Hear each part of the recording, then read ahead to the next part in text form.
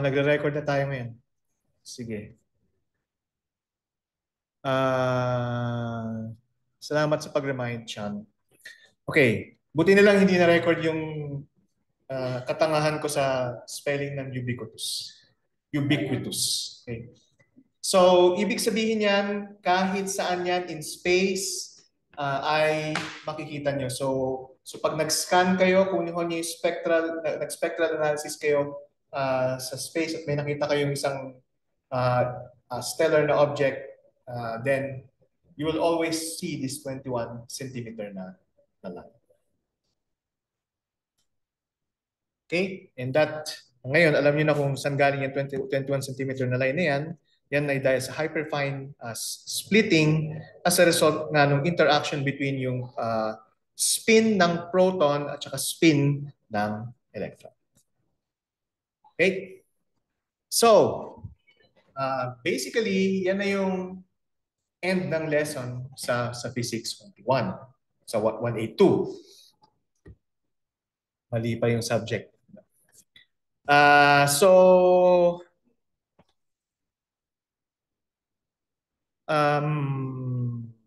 Ang gagawin na natin ngayon, magsasolve na tayo ng exercises. Unless na meron kayong mga tanong at this point.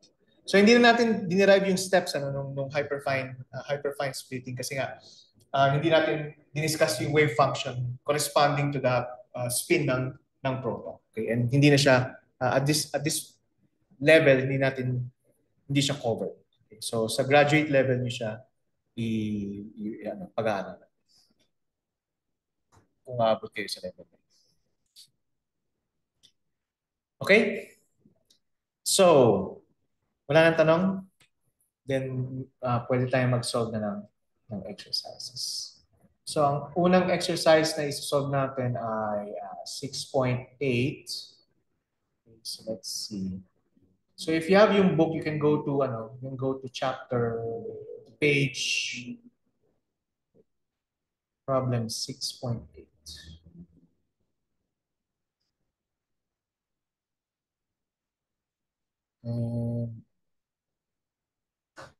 Ay, 6 hindi 6.18 yata.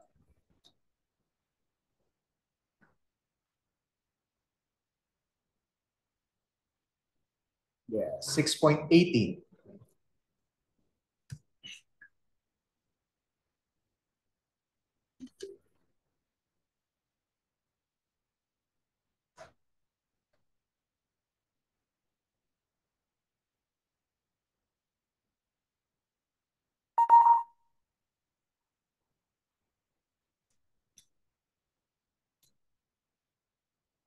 Okay, then add natin yun. So ito yung problem 6.8. So use equation 6.58. Okay, to estimate the internal field in hydrogen and characterize quantitatively a strong and weak Zeeman field.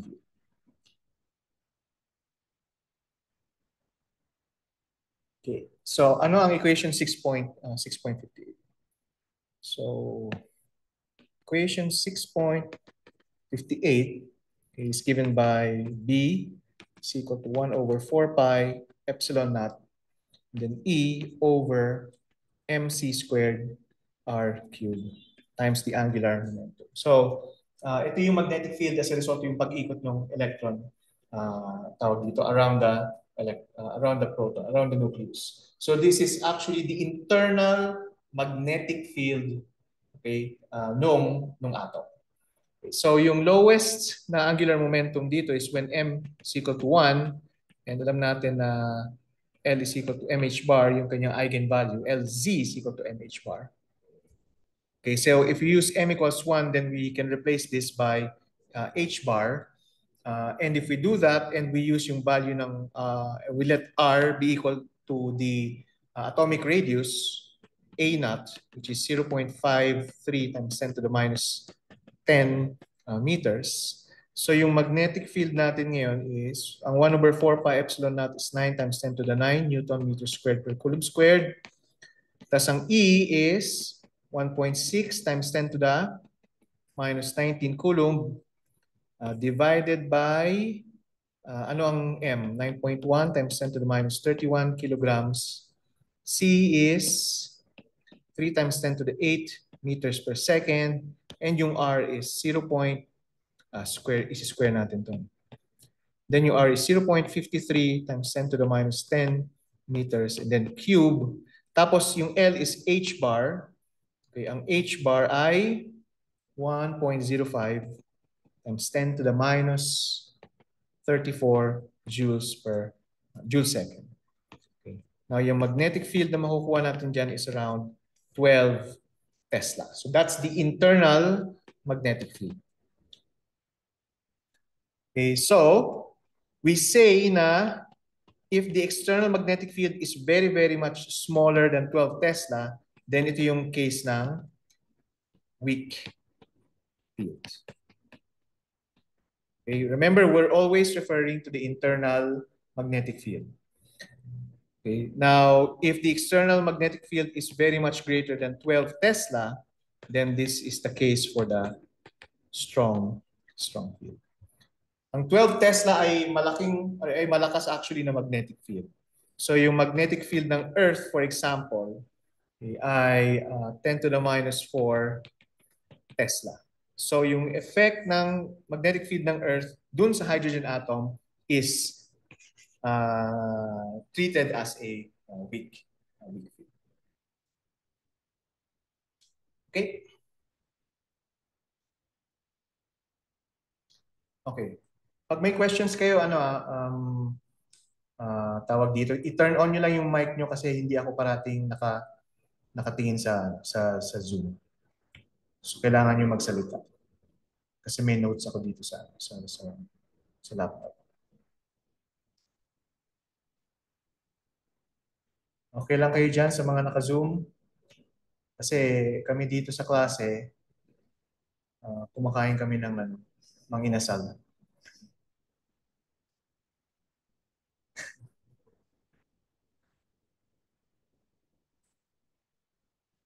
Okay, saan na tayo? Next na problem. So sinabi natin before na try natin i-solve natin yung expectation value ng 1 over r, 1 over r squared, di ba? So yun yung gawin natin next. So yun ay problem.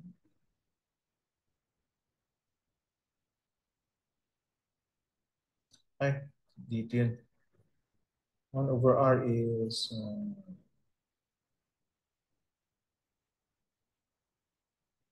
6.11. Punta tayo sa 6.11.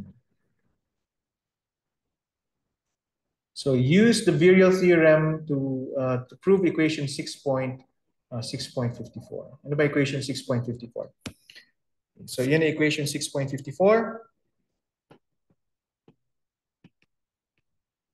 Okay, so ang sinusolve natin is 6.11. Okay, so use the virial theorem to prove equation 6.54. 1 over r ay equal sa 1 over n squared times a naught. Okay, where a naught is the Bohr radius. Ano ba ang virial theorem? So ang virial theorem is the expectation value ng potential, okay, is equal to twice the energy level, twice the eigenvalue of the hydrogen atom. Yung eigenvalue ng hydrogen atom is 1/2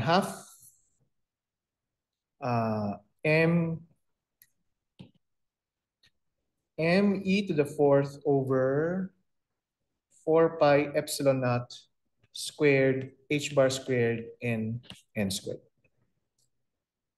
Okay, and so syempre mag-cancel dyan yung 1/2. Okay, now yan yung sa energy eigenvalue ng hydrogen atom. Ano tong V na ito? So yung V na yan ay yung potential between the electrostatic interaction between the electron at proton. Okay, so it's nothing but E squared over 4 pi epsilon naught R. So negative. Okay, so pag kinuha natin yung expectation value ng V, we're essentially getting the expectation value of 1 over R.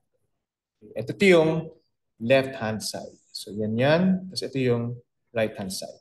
So pwede natin silang equate sa isa't isa. We have E squared negative E squared 4 pi epsilon naught and then 1 over R, expectation value ng 1 over R, okay, equal sa, okay, so ang gagawin ko ay kukunin ko na yung E squared over 4 pi epsilon naught, factor out ko na yan dyan.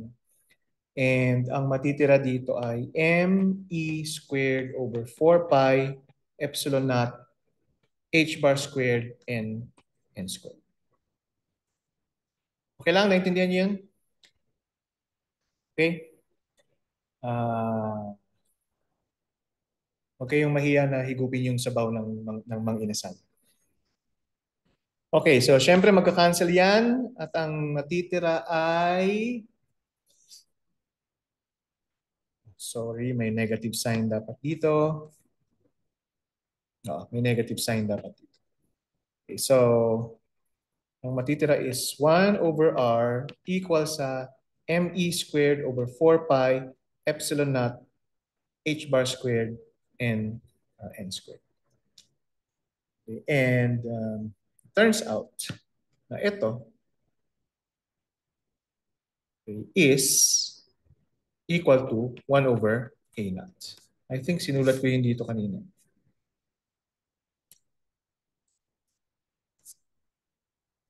Sinulat ko pero mali. Okay? Mali yan. Huwag niyo paniwalaan yan. Okay. So yan yung tamang value niya. So A naught is equal to 4 pi epsilon naught H bar squared over M E squared. So 1 over R is equal to 1 over N squared A naught. Okay? Which is yung tawag dito, yung gusto nating gawin kanina. Okay. By the way, magdi-dismiss tayo ng maaga ngayon. Yung mga 7:29. Natatawa sa joke ko. Hindi ko nakikita kung tumatawa kayo eh. Liwag.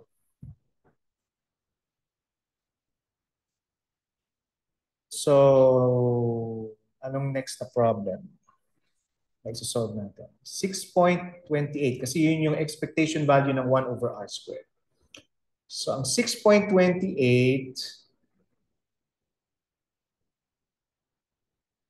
so 6.28. After na ng hypertransfer. So,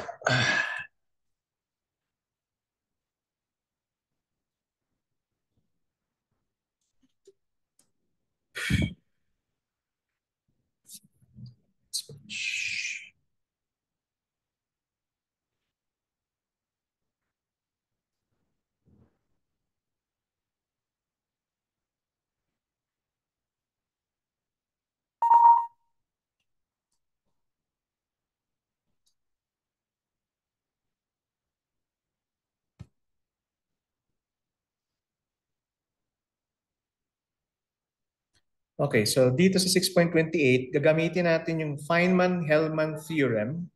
Okay, na i-ano ko mamaya, i-define ko mamaya ko. Actually, nandoon yun sa problem 6.27. So, use the Feynman-Hellman theorem to determine the expectation values of 1 over R and 1 over R squared for hydrogen.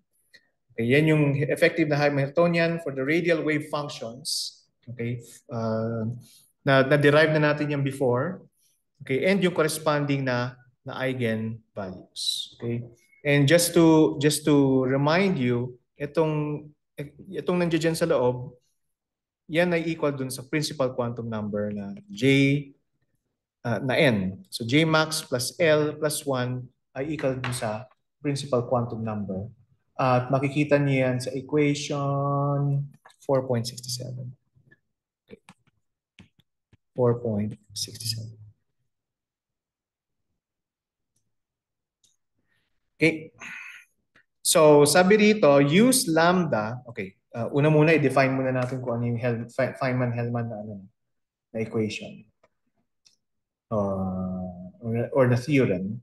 So, ang Feynman-Hellman.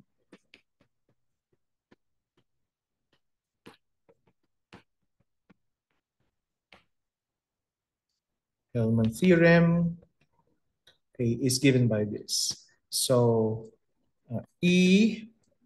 derivative of sub n with respect to some parameter lambda ay equal sa size of n or expectation value actually ng um, derivative ng Hamiltonian with respect to the same parameter. So, ganyan. Okay. So, yan yung Feynman-Hellman theorem. And for the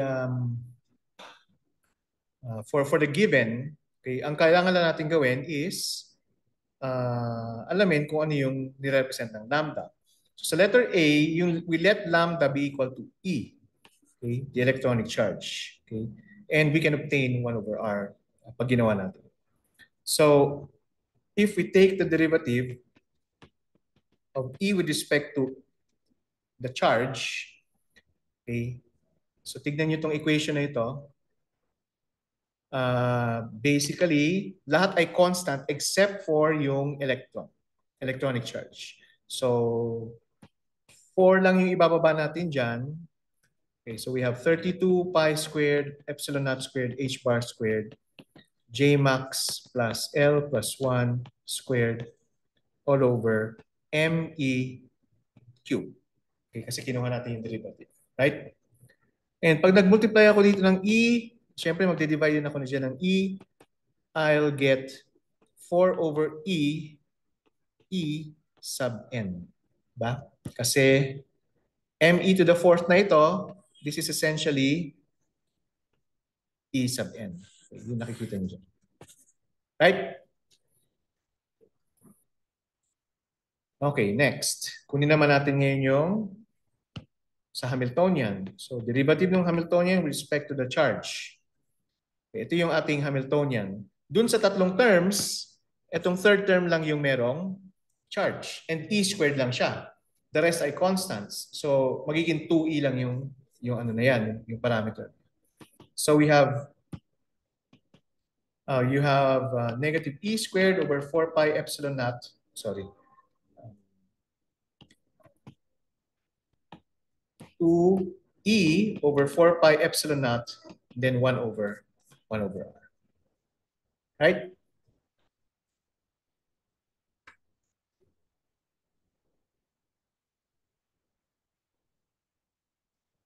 Okay. Okay, so pwede natin sila equate sa isa't isa, pero we take the expectation value of the derivative of h with respect to e. So sa left-hand side, we have 4 over e sub n, and sa right-hand side, we have tawag dito, 2e over 4 pi epsilon naught. Okay, hindi ko kinancel yung 2 kasi gagamitin natin yan.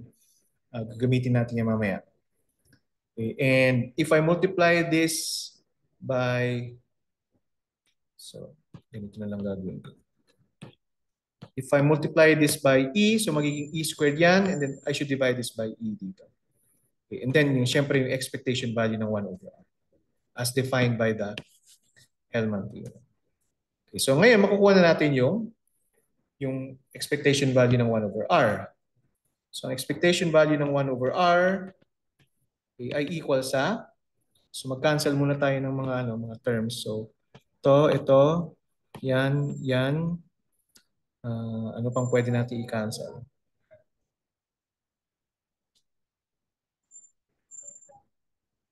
Parang may kulang.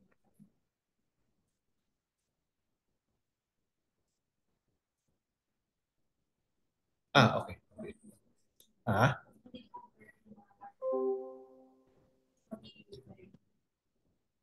Oo nga. Sino ba kasing pwede i-cancel? Sabing pwede i-cancel.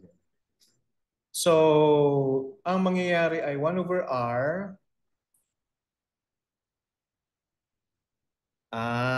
Okay. So,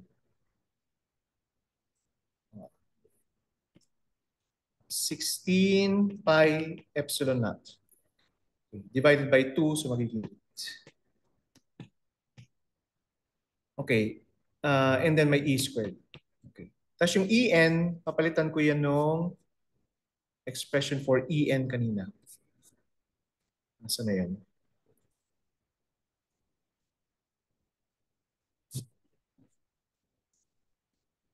Hindi ko ba sinulat? Ito. Diniretso ko kasi. Yan. So yan yung En. Okay, so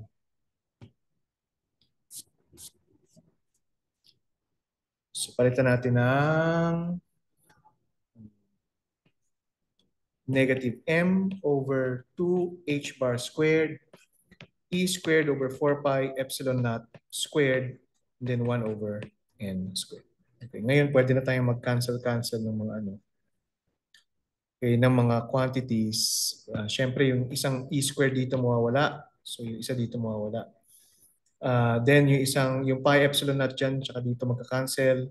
Okay, and so on and so forth. So what we'll end up with is me squared over 4 pi epsilon naught h bar squared 1 over n squared. And ito, yan, diba? 1 over a naught, right? Me squared over 4 pi epsilon naught h bar squared is 1 over a naught. So this is equal to 1 over a naught n squared, okay, which is yung dinerive din natin kanina. So yun yung para sa 1 over r. Okay.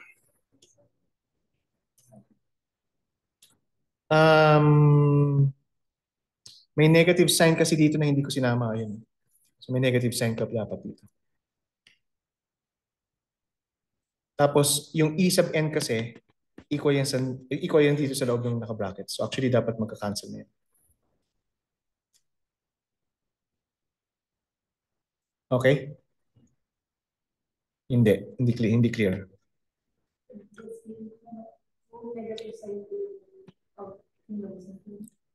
So yung partial ng h with respect to e, may negative sign siya talaga.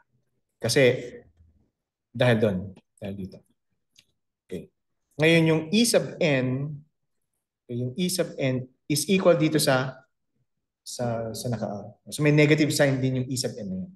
So actually dapat may negative sign ako dito. Yan. So yun yung nangyari.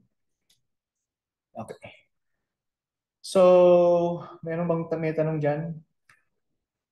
Wala. Sige. Now, ang next problem is letter B, use lambda equal to L to obtain the expectation value of 1 over r squared. Okay. So, lambda is equal to L naman. So, essentially, ang kukunin natin is derivative ng E with respect to L.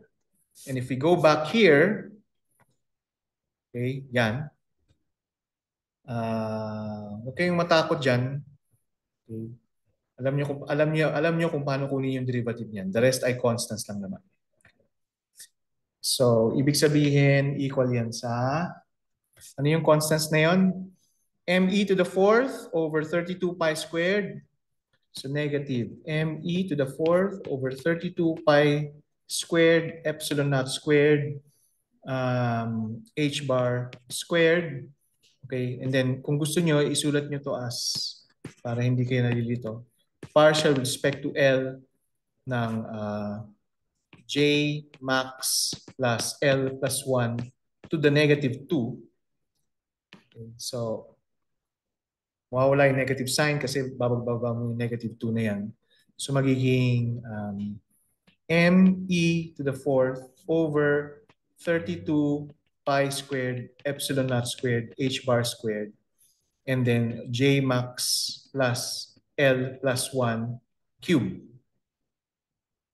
Right?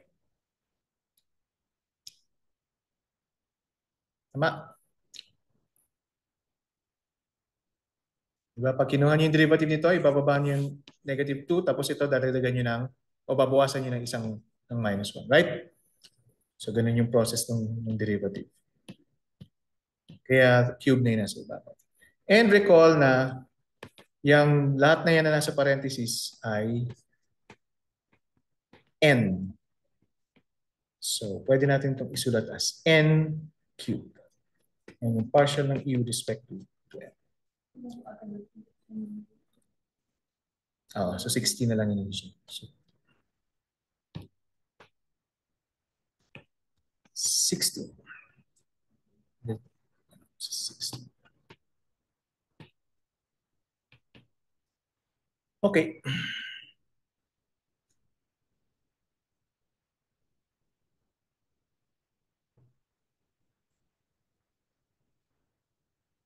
Meron bang familiar na ano dyan na terms?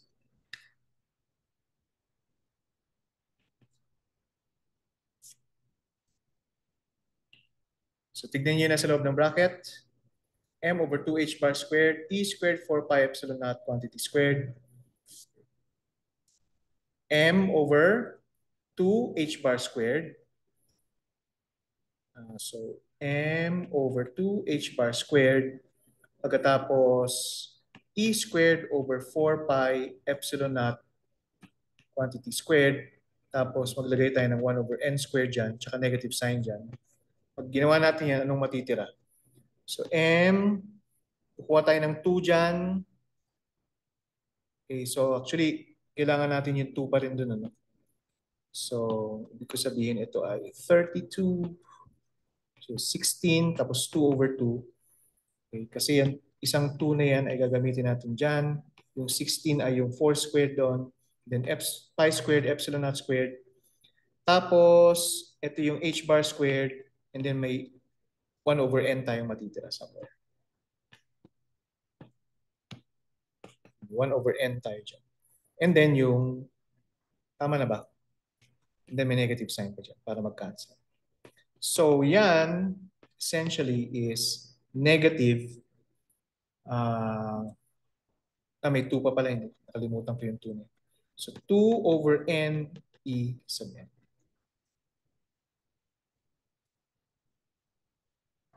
So left-hand side. Next, kunin natin yung sa right-hand side. Hamiltonian, derivative ng Hamiltonian with respect to L. Okay, this is much easier to take the derivative of. So ang kukunin na natin derivative dito ay yung second term. So it's just L squared plus L. So derivative niyan is 2L plus 2L plus 1. Okay, so, and then may 1 over R squared tayo. So equal to ngayon sa h bar squared over 2m times 2l plus 1 plus 1 over r squared. Okay, so from the Feynman-Hellman theorem, so negative 2 over n e sub n ay equal sa h bar squared over 2m 2l plus 1 and then expectation value ng 1 over r squared. So now we can get the expectation value ng 1 over r squared. If we plug in yung e sub n. Hindi natin ipa-plug in yung e sub n.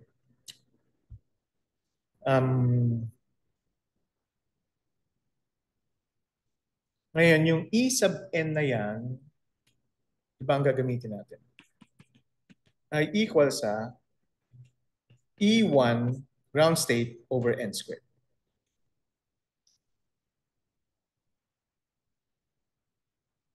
Tama? Yan, yun na sana. So, remember, itong buo na yan, yan yung e sub n. Okay? So, itong nasa loob ng brackets is just e sub 1. Pag n ay equal to 1, e sub 1 siya. Okay? So, kaya naging e sub n equals sa E1 n squared. And ang E1 is negative 13.6 electron volts in ground state. So yung left-hand side will become 2 over n n cube E1.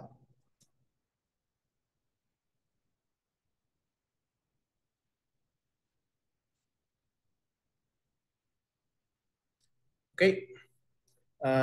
Tapos, ang gagawin ko ay h bar squared over 2m.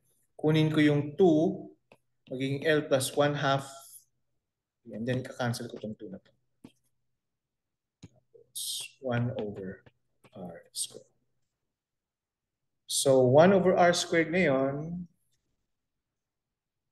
expectation value ng 1 over r squared ay equal sa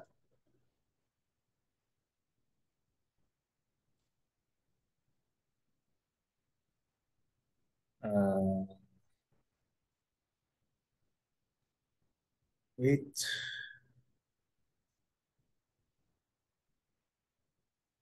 Ay equal sa 2m over h bar squared E1 over L plus 1 half and then N cube.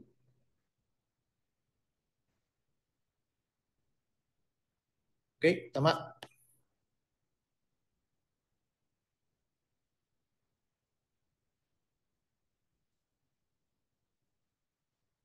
Okay. So, now, how do we relate yung ground state sa atomic, sa Bohr radius? So, related yung ground state sa Bohr radius. Makikita naman natin yung dito. Okay, kasi yung Bohr radius, okay, ano ba ang Bohr radius? Is equal to sinulat na natin yung kanina, di ba? Dito ko natin sinulat. Ay, hindi dyan. Ito yung Bohr radius. 4 pi epsilon naught h bar squared over me squared. 4 pi epsilon naught h bar squared. Saan tayo? So, wait. So, Bohr radius is 4 pi epsilon naught h bar squared over me squared. Over me squared. And then yung En ay equal sa, or E1, sige, En na lang, ay equal sa negative m over 2h bar squared, negative m over 2h bar squared, e squared over 4 pi epsilon naught squared, and then 1 over n squared. Okay, so makikita nyo yun, ano? 4 pi epsilon naught h bar squared, me squared. Okay, so pwede natin yung incorporate dito. Okay, and then, so we will end up with this relation. Negative 4m over h bar squared E1 equals to 2 over A naught squared. Simply by incorporating yung A naught.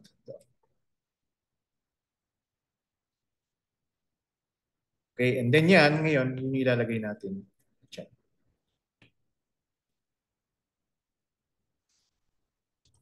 Okay, at pag ginawa natin yan, we will have, okay, ito, mag-multiply lang ako dito ng 2 para maging 4. So we'll end up with 1 over n cube, L plus 1 half, and then A naught squared. Actually, magka-cancel itong 2 na ito. So may 2 dyan. So 2m over h bar squared E1, 2m over h bar squared E1, yan yung 1 over A naught squared. Okay, so ito yung 1 over A naught squared. So yan na ngayon ang ating expression for the expectation value ng 1 over r squared. And if you look at yung equation 6.55, this is exactly what we have.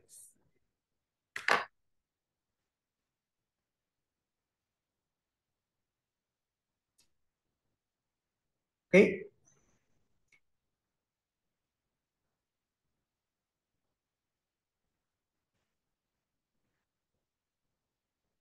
So any questions? Walang tanong sa Zoom. Wala rin tanong dito kasi naubos na nila yung manok. Talagang papanindigan ko yung joke na yan hanggang sa matapos yung klase. Now, ang next natin gagawin, so mga 7:15 tayo magdi-dismiss. So we just have a few more minutes. Ang next natin gagawin is actually to show how yung ano tawag dito? How yung diagonal matrix dun sa intermediate na field na Zeeman effect was derived. Okay, so if you have your books there, go to page 248 and then makikita nyo dun yung 8 by 8 na matrix. Okay, so last time parang ang ginawa lang natin is sinabi ko lang sa inyo na ganyan yung values niya, right? Pero hindi ko pinakita kung paano siya actually dinerive. Okay? So ang gawin natin ay kukunin ko lang, screen capture ko lang tong at least yung ano niya, yung eigenvalues. Okay? Para lang meron tayong basis. O meron tayong tinitignan habang nagde-derive tayo. So ipapakita ko lang sa inyo yung kung paano na-derive yung a few elements. Okay, and then as an exercise, kayo na yung mag-derive ng the rest. So ito yung mga basis states, di ba? Nung tawag dito for the n equals 2 na case. And remember na JMJ yan, tapos yun nandito dito is, yung nandito dyan, so ito is JMJ, at ito is L, M sub L, ket, and then S, M sub S, ket. Okay, so, and yung relationship nila, yung linear combination, okay, ay linear combination lang ng isa't isa from na pwede nyo makuha from yung coefficients of which ay pwede nyo makuha sa Krebs-Gordon na table. Okay. So, ang gawin muna natin ay ano muna yung mga elements ng matrix. So, ang elements ng matrix ay psi I, and then yung Hamiltonian nyo, and then psi j. So, yan yung elements ng matrix na W. Okay. Yung psi, in this case, yung psi 1, yung psi 1, psi 2, psi 3, psi 4, psi 5, psi 6, psi 7, tsaka psi 2. Okay. Ano yung Hamiltonian? Ang Hamiltonian natin is yung perturbation, okay, which consists of two terms. Yung Zeeman effect and then yung hyperfine splitting. Okay, so na-derive na natin yung corresponding na eigenvalue for the hyperfine splitting. Okay, and you can see that equation, or we can write that equation as En squared over 2mc squared 3 minus 4n over j plus 1/2. This is equation 6.65. Okay. Now, yung example na diniscuss dyan sa book is for the case na n equals 2. So yung fine structure na eigenvalue is E2 squared over 2mc squared 3 minus 8 over j plus 1/2.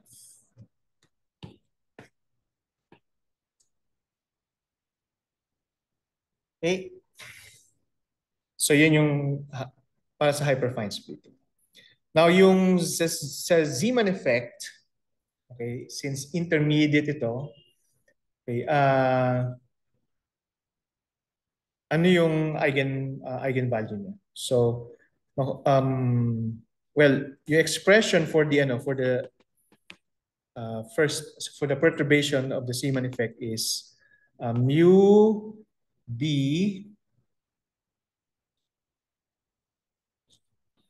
okay, b external times L plus, sorry, hindi L, hindi yung vector, kundi yung Z component lang, plus 2 times yung Z component.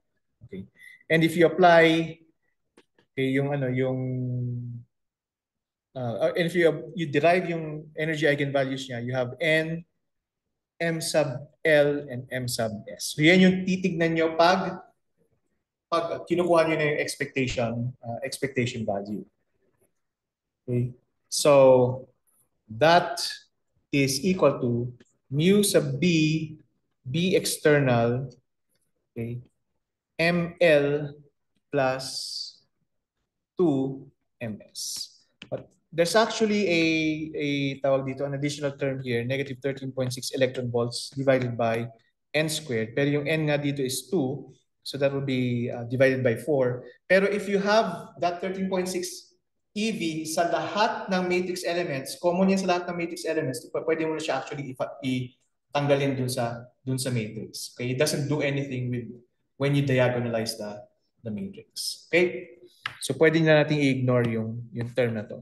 Ignore lang for the purposes of yung diagonalization. Okay. So, yung first na circuit element ngayon is psi1 H psi1. Okay. And equal yan sa psi1 HZ prime psi1 plus psi1 HFS prime psi1. Okay. Kasi, di ba, yan yung full na perturbation. Okay, tignan natin tong una. Lambda psi1 HFS prime psi1. So equal to sa ano ba ang psi1? So tignan natin yung psi1. So 1/2, 1/2. So bra 1/2, 1/2 HFS prime, then ket 1/2, 1/2. Ano ngayon ang energy eigenvalue nito? Ito. Ano ang J dito? So, di ba yun yun, no? J, ket J, MJ. Ang J is 1/2. Okay? 1/2, 1/2. So, ngayon, this will become E2 squared. By the way, ang E2 is E1 divided by 4. Okay. So this will actually become E1 over 4 squared times 2 is 4 squared, 16 times 2 is 32 MC squared, and then 3 minus 8, tapos yung J is 1/2. Ano yung J? Ano yung J plus 1/2? It's 1. So 3 minus 8. So that's 5. Negative 5. Okay. Ngayon, ito ay tatawagin nating tawag dito. Tatawagin natin yung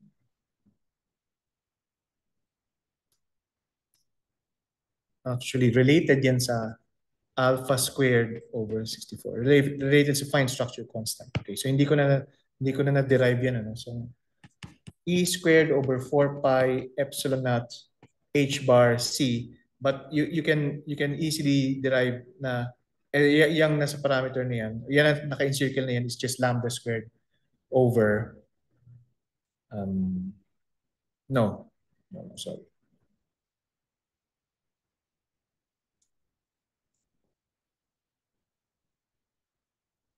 So, ulitin ko lang. So, dapat ang nandiyan sa labas ay negative lambda squared E1 over 64. Okay? Figure out nyo na lang kung paano i-derive yan. Basta ito lang yan, and then i-relate nyo lang yan dun sa E1. Okay, dito. Yan. So, i-relate ko lang yan dyan. Okay, so, ito ngayon yung nasa bilog na yan, yan yung tatawagin natin gamma. Okay, so, this will become negative 5 gamma. Okay, at yun yung makikita nyo na first element dun sa matrix, sa 1, sa 1, 1. Although it's positive 5 gamma, pero kung babasahin niyo yung text, negative W kasi yun. Okay, nakita niyo ba? Nakalagay negative W, so kaya nakalagay dun sa matrix, it's positive 5 gamma. Okay? So lahat ng values na actually na nandun sa matrix ay kailangan nyo i-multiply by negative 1. Okay. So madali lang yung psi 1, psi 2, lahat ng diagonal elements madali lang yan. Ngayon gusto ko lang ipakita sa inyo paano kung off diagonal. Paano kung halimbawa 5, 6. So ibig ko sabihin, kunin natin yung Hamiltonian ng dun sa element na 5, 6. Okay, so ibig sabihin, yan ganyan. Ganyan. Okay. And syempre composed yan ng ng dalawang tawag dito, na dalawang terms, H prime pala to, sorry. Okay, now ano yung psi 5? So it's composed of these two terms. Okay? Okay? Pero ano siya? Naka-complex conjugate siya. So nasa Gaussian notation. So square root of 2 over 3 square root, tapos 1, 0, 1 half, 1 half.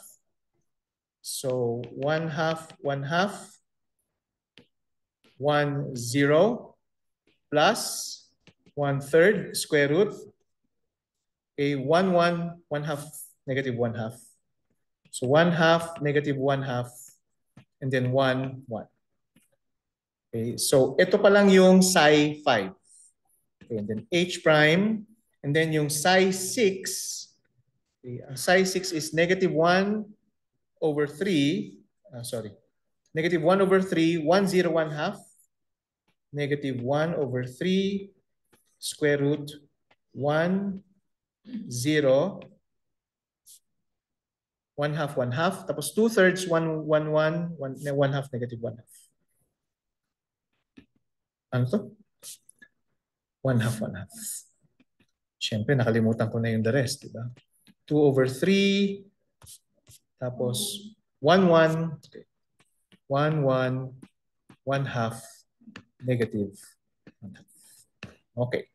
So, 4 na terms yung mapoproduce natin dyan kasi kailangan natin sila i-multiply, tawag dito, crosswise din. Okay? So, ang first will give us, so ito munang dalawa, ano ibibigay sa atin yan? Square root of 2 times 1, so negative square root of 2 over 3. Ay, sorry. Hindi pa natin pwedeng gawin yan ng straightforward. Dahil hindi pa natin na-define yung H bar. H prime. Ang H prime is HZ prime plus HFS prime. Pero yung HFS, 0 siya anywhere, everywhere except dun sa diagonal. Ito off diagonal to eh. Di ba? So, we essentially need to take only the Zeeman perturbation. Okay, and then for the Zeeman perturbation, it's just given by this equation. Okay? So ito. Yan yung equation na gagamitin, pero yung energy eigenvalue is ml plus 2ms. Now, ito, i-define natin yan as beta. So yan yung mga beta na nakikita nyo dun sa matrix. Okay? So, paano yan mag-work? So, yung first term, yung multiply natin yung dalawa na yan. So, we have negative square root of 2 and then divided by 3. Kasi square root of 3 times square root of 3 is just 3. Tapos, remember, ang tinitignan natin dito is N, ML, at saka MS. So, dapat magkapareho ang mga ML, tsaka ang mga ML on both sides, tsaka MS on both sides.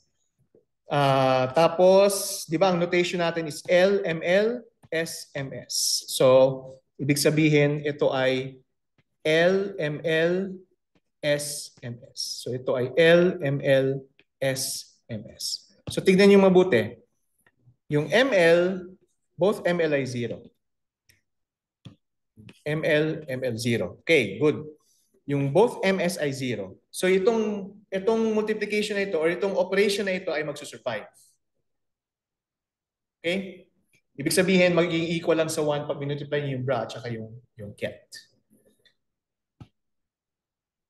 Okay? Now, let's do naman itong multiplication na ito. Itong multiplication na ito. Okay, so what we'll end up with, sorry, kulang pa pala yan. Dapat may ML pa, no? So kasi kusundin natin to eh. ML plus MS. So ano bang ML dito? Ang ML is 0 plus 2 times MS. 2 times 1/2. So itong term na ito is 1. 1 times 1 times negative square root of 2, 3. And then, syempre, may beta pa doon. Huwag natin kalimutan yung beta. So, dapat i-multiply din natin ito ng beta. Okay, next na multiplication na ito. Okay, tignan natin yung ML tsaka MS. Pareho ba sila on both sides? So, ito yung ML. Sorry. MS yan. So, ito yung ML tsaka ML. 0 tsaka 1. Doon pa lang hindi sila pareho. So, ibig sabihin, that will give us 0. Kasi orthogonal sila. So ito namang multiplication na ito. Tignan natin yung ML. 0, 1, tsaka 0. So again, that will give us 0. And then, itong multiplication na itong dalawa, so pareho yung ML, 1, 1, pero pareho din yung MS.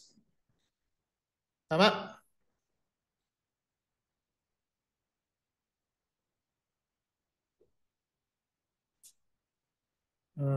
Double check lang natin. Oo nga, pareho nga. Okay. And then ito rin. Okay, so pareho nga sila. So, ibig sabihin, that will also give us square root of 2. Square root of 2 over 3. Tapos, ano yung ML dito? Ang ML is 1. Ano ang MS? Plus 2 times negative 1/2. Okay, and this is equal to 0. 1 minus 1. Okay. So, yung H prime ng fifth row, fifth column at saka sixth row ay equal sa negative square root of 2 over 3 beta. Okay. At yan yung makikita nyo dun sa matrix. Di ba? Again, kailangan nyo multiply by negative 1, okay, para maintindihan nyo kung saan galing yung negative sign. Okay, so i-try nyo i-derive yung the rest of the tawag dito, circuit elements naman dito. Okay, so sige, hanggang dyan na lang tayo and essentially hanggang dyan na lang tayo sa 162. Okay, tulad 182, muntik na. Thank you for this semester and